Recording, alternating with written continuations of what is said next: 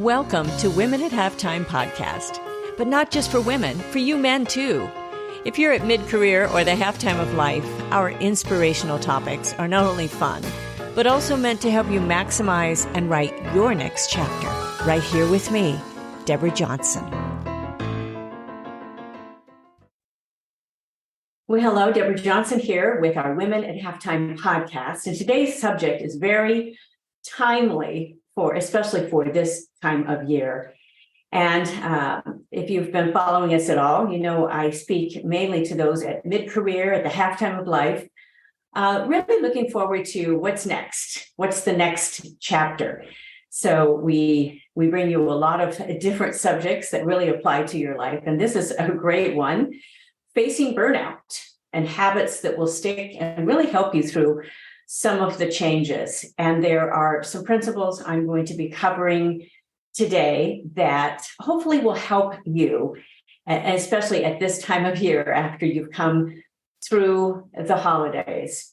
So I hope you take time to listen to this whole episode. You click into the article also that accompanies every single episode that are main episodes for every single month. We are also now putting out a few bonus ones as well. So I hope you take time to go through and really take advantage of all the resources and everything that I post on those articles. So let's get to this subject. Facing burnout, habits that will stick. Well, how do you know you're facing burnout? Well, you might face some of these qualities that I list, symptoms. You're having a harder time than normal getting up in the morning. Well, especially maybe waking up in the middle of the night for at least a couple hours. Wow, how many have done that?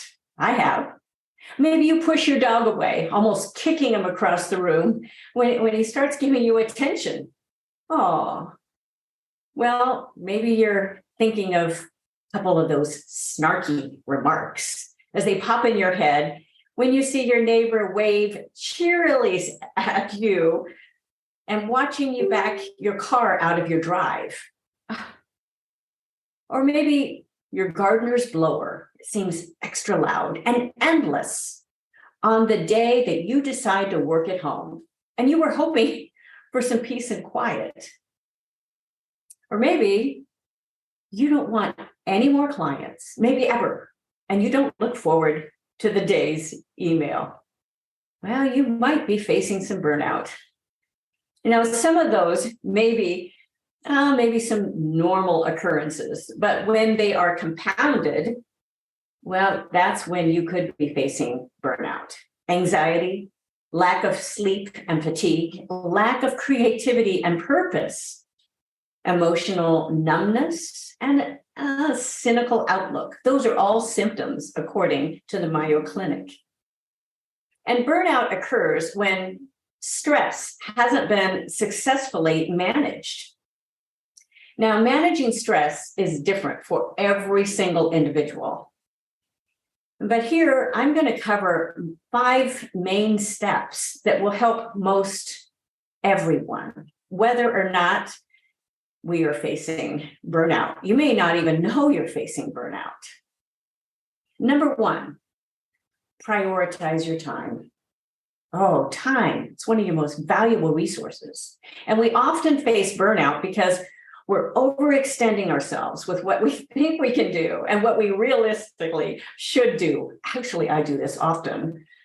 I don't always face the stress on it, but sometimes I do. And this is not to say we can't establish a healthy to-do list. But if our list starts taking over our lives, adding to our stress, with all of the things that are not done, well, it's time to scale it down. Now, there are many symptoms that will help us focus on the most important tasks of our days and weeks. Now, as I mentioned before, time is your most valuable resource. Find a system that will work for you and stick with it. That's important. There are so many online tools and calendars that will help you. And I find once I put tasks on a list or on my calendar, it almost frees up my mind to focus on my current project. I don't have to worry about it. And for large projects, break them down in very small little steps. And remember Abraham Lincoln's words, I have said this often, give me 6 hours to chop down a tree, and I will spend the first 4 sharpening the axe. Preparation. So I'm going to add a few links in the article just to illustrate. But personally, I've scaled down my life to use a very, very simple system at this point, because I found myself spending too much time on my system and not enough time accomplishing my projects. Anyone else in that same boat? So do your own search online and find what will work with and fit with your needs. And it might be at different points of your life, it might be different. Of course, there's Asana, the program. It lets you put all your plans and projects in one place. That's been pretty popular in the past years. I've used it before. The program called Monday lets you plan, manage, and track your team's task in one place if you have a team.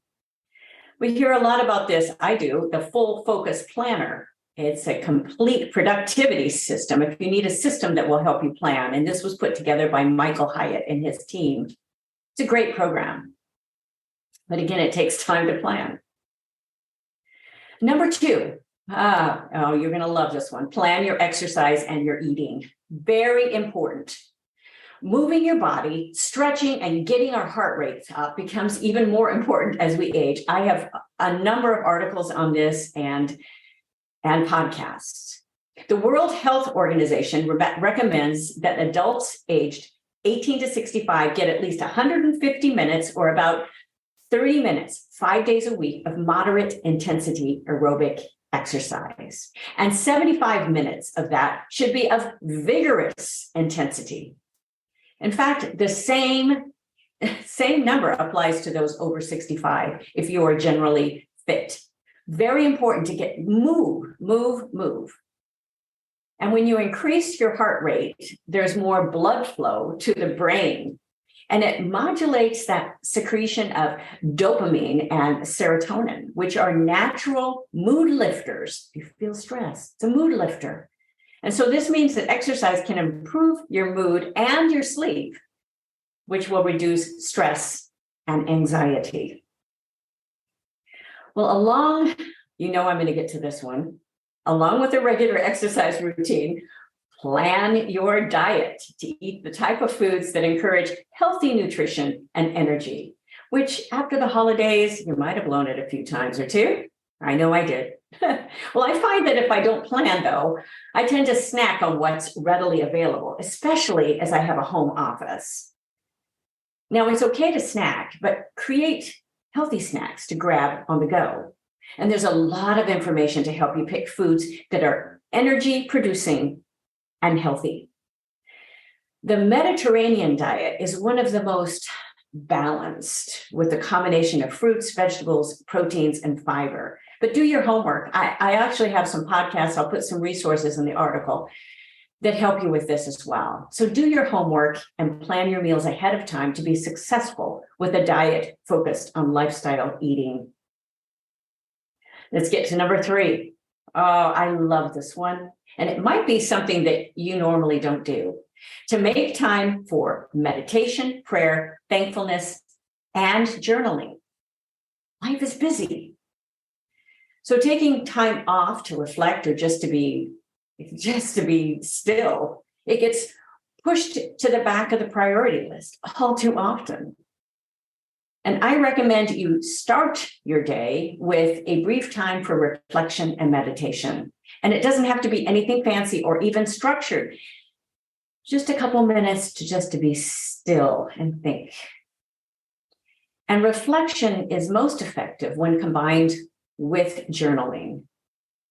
I recall our youth group camps taking time to sit around a huge bonfire. We would then take these small little pieces of paper and write down what was bothering us or something we were dealing with. And we'd wrinkle up those papers and we'd throw them in the fire to burn. Well, it was extremely freeing. And even though we were in a group, it was very private. Get rid of some of that, put it down. So when When frustrated, take the time for you to write down those thoughts, even if it feels foreign and frivolous. And it'll be worth it, because in some ways, you're transferring your frustration to words on the page. It's just like putting your schedule down on the page. And you can always rip up those pages later. But the process of writing, it helps just to voice those thoughts and those feelings. Now, it may feel like it's the last thing you want to get to do, or even that you have the time to do. But the process can be freeing and even help open up your mind to new solutions of whatever you're dealing with. The process of journaling, I've written about this as well. It doesn't have to be with long essays of thoughts and resolutions. In fact, I read that book, The Artist's Way, which I love, but talks about pages and pages. You don't need to do this. Even writing a few sentences can be very effective. And if you're really against writing with pen and ink, well, there's online programs that'll let you dictate your thoughts. So let the paper or the dictation carry the bulk of your feelings and just leave them there. That's kind of the fire that you're throwing the papers in. Okay, let's get to number 4. Take small breaths and take small breaks and breathe. I was thinking about breaths, wasn't I? When the eyes start crossing and concentration becomes difficult, which has happened to me, take some time out. Take that break. Even 5 or 10 minutes does wonders. And since I have a home office, I love to grab a pair of my clippers and find something to prune in our yard, which is not difficult at all since we have a lot of vegetation and trees. It creates a total diversion, and it really is so invigorating. And I find my mind is clearer, and I end up having more energy when I take those small breaks. Now let's talk about your breath, your breathing. We are shallow breathers today, especially as many of us are breathing through our mouths. And actually, we don't take time to breathe correctly. I've talked to voice students about this quite a bit. And there's a great book out by James Nestor. It's Breath, the New Science of a Lost Art. And his research shows that making even slight adjustments to the way we inhale and exhale through our noses can jumpstart athletic performance, rejuvenate internal organs, halt snoring. How many of you would like to do that with a spouse?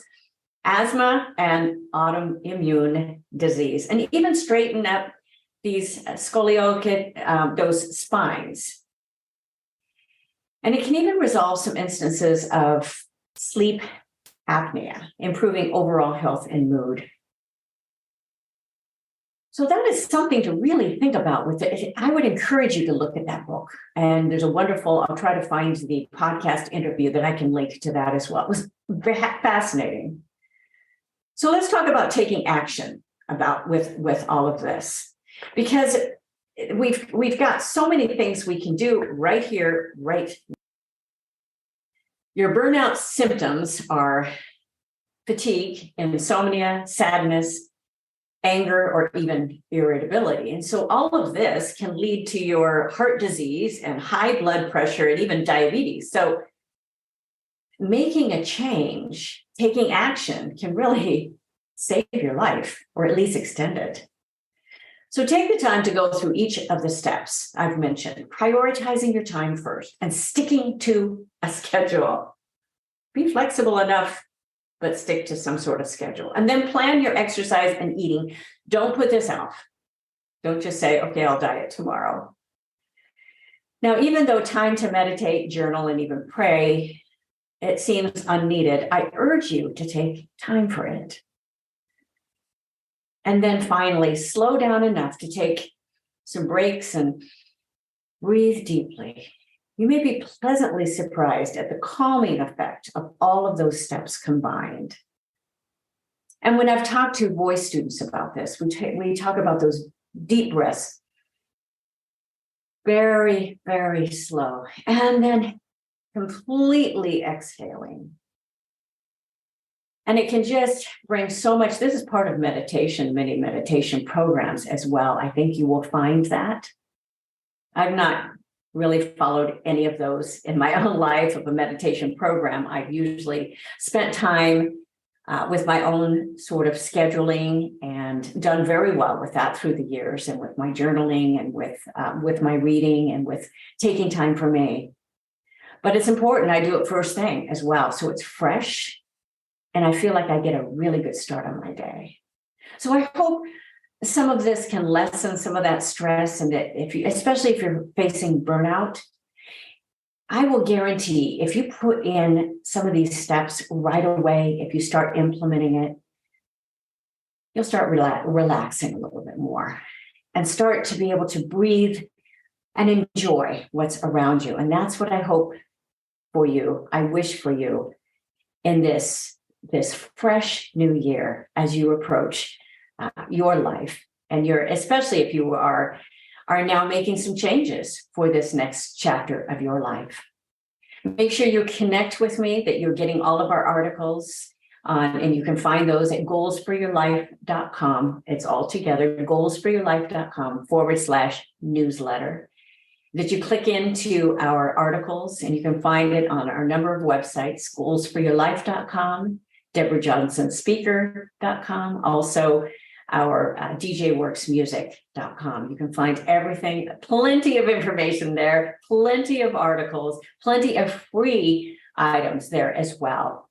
And if you get our newsletters, you'll definitely find all those free articles.